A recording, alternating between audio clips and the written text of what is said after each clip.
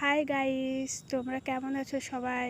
আশা করি ভালো আছো। আমিও তোমাদের আশীর্বাদে ভালো আছি। তো আমরা এখন যাচ্ছি শিবগদি। তো এই শ্রাবণ মাসে সবাই জল ঢালতে যায় বাবা ভোলানাথের মাথায়, তো আমরাও যাচ্ছি জল ঢালতে। তো এই শ্রাবণ মাসের 4 তারিখ দিনটা ছিল সোমবার। তো সেই দিনে আমরা বেরিয়ে পড়েছি। তো এখানে নদী দেখছো, এখানে আমরা স্নান করে পুরোপুরি রেডি হয়ে গেছি। তো এখানে আমরা সবাই বসে আছি। আর সবথেকে বেশি ভালো লেগেছে এই চারপাশের এই প্রকৃতিটা, বিশেষ করে এই পাহাড় দেখতেই পারছো, খুবই সুন্দর। তো যাই হোক, আমরা পৌঁছে গেছি। তো এই রাস্তা দিয়ে আমাদেরকে হেঁটে যেতে হবে অনেকটা দূরে।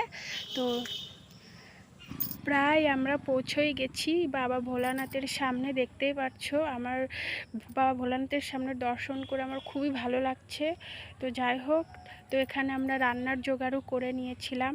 তো জল ঢালা হয়ে গেছে, তো আমরা একটা গাছের তলাতেই সবাই বসে আছি। একজন দেখো শুয়েও আছে।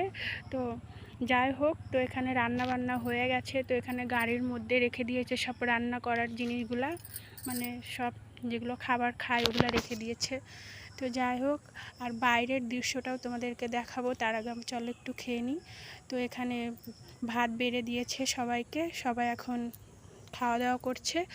তো তার ফাঁক দিয়ে আমি একটু ভিডিও বানিয়ে নিয়েছি। তো এখানে ব্লগটা শেষ করছি। Bye bye.